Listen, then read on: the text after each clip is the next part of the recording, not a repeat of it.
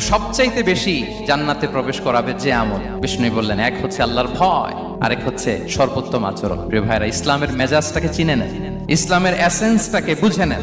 আমরা ভালো আচরণকে গুরুত্ব দিতে চাই না। অনেক নামাজি লোক দেখবেন নামাজ পড়তে পড়তে কপালে কালো দাগ ফেলে দিচ্ছে, বাসায় বউয়ের সাথে খারাপ আচরণ করে, খিটখিটে মেজাজের, প্রতিবেশীর সাথে শুধু ঝগড়া, কলিগদের সাথে ঝগড়া, মারামারি, দুঃসম্পর্ক, এরকম আছে না? নাই বলেন, আছে না? কিন্তু নামাজি, অনেক বড় হাজি, একদিনও কোরআন তেলাওয়াত মিস হয় না।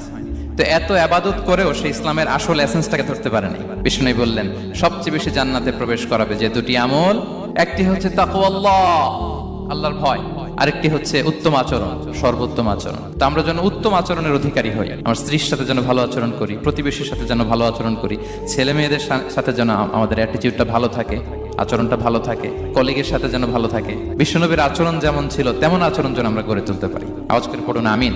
সুনানে আবু দাউদের